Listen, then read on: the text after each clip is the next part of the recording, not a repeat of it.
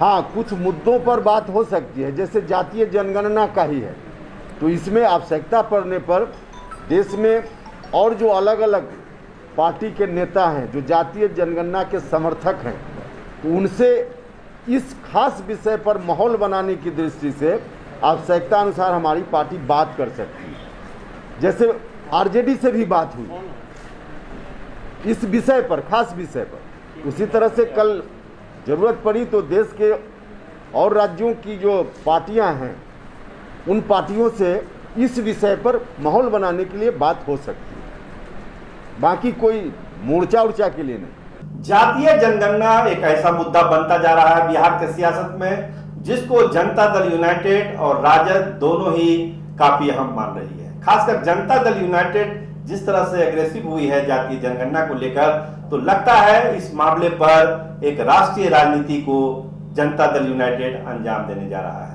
कल देखिए अमित शाह से मुलाकात हुई, जनता दल के जितने सांसद थे, ललन सिंह जो राष्ट्रीय अध्यक्ष बने हैं नए नए, उनके नेतृत्व में वो लोग अमित शाह से मिले और प्रधानमंत्री के नाम एक ज्ञापन दिया कि जातीय जनगणना हर हाल में होनी चाहिए। इसके अलावा आज उपेंद्र कुशवाहा ने एक बड़ी बात कह दी कि देखिए जातीय जनगणना होनी चाहिए, जब देश की जनता को ये पता होना चाहिए कि सच क्या है।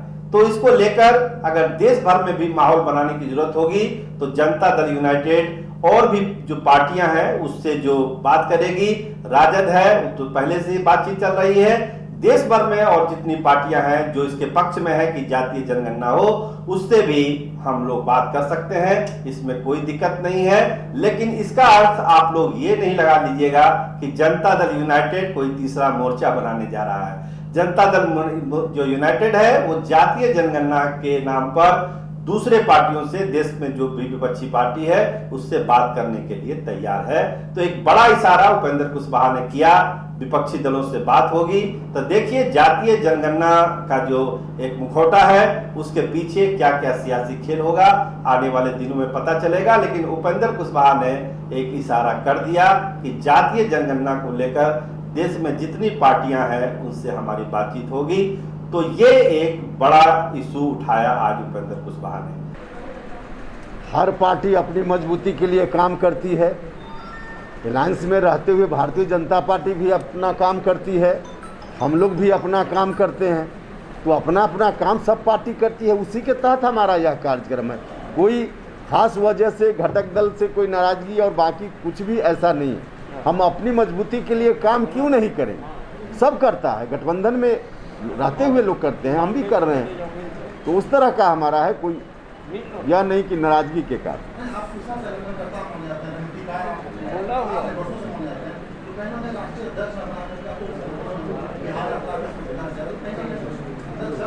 भाई अंदर यही कि पार्टी, अब हमने तो स्वीकार किया ना कि जो विधानसभा का चुनाव हुआ उसमें हमारी कमी दिखी है, ये तो सच है ना।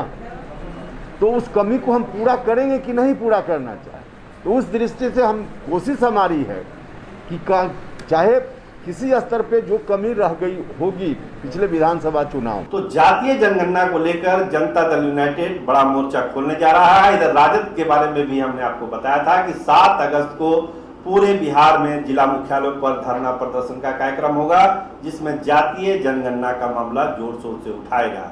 देखिए इसमें एक बात और है, जैसा कि नीतीश कुमार ने कल इशारा किया कि अपने स्तर से भी हम लोग जातीय जनगणना कराने का जो विकल्प है उसको हम लोगों ने खुला रखा है। तो इसका मतलब क्या हुआ? इसका मतलब ये हुआ कि अगर नरेंद्र मोदी सरकार देश के स्तर पर जातीय जनगणना नहीं कराती है तो बिहार अपने स्तर से जातीय जनगणना करा सकता है। देखिए कहा यह जा रहा है कि दिक्कत क्या है, दिक्कत जातीय जनगणना हो जाए, इसमें दिक्कत क्या है? जो पिछला सेंसस हुआ था देश में उसके भी आंकड़े हैं, उसको भी जारी कर दिया जाए। वो आंकड़े तो जारी हो सकते हैं, उसमें तो जातीय जनगणना हुई थी, उसको जारी किया जाए, उससे भी बहुत सारा आइडिया आ जाएगा। लेकिन जो लोग इसको गहराई से जानते हैं उनका कहना है कि जातीय जनगणना में सबसे बड़ी दिक्कत यह है कि अगर आंकड़े कहीं ऊपर नीचे आए जातियों के, तो देश में एक बार फिर से आरक्षण का मामला नए सिरे से उभर सकता है। क्योंकि जिसकी जितनी हिस्सेदारी उतनी उसकी भागीदारी वाली बात जो है सामने आएगी और अलग अलग जातियां अपने आरक्षण कोटा बढ़ाने की मांग तेज कर देंगे। तो केंद्र सरकार इसी आशंका से डरी हुई है और जातीय जनगणना से दूर जा रही है। अब देखिए नरेंद्र मोदी की टीम इसका क्या हल निकालती है या राज्य अपने स्तर से जातीय जनगणना कराएंगे। आने वाले दिनों में ये एक बड़ा मामला हो सकता है। कैमरामैन राहुल राज के साथ मैं सरोज सिंह, धन्यवाद, नमस्कार।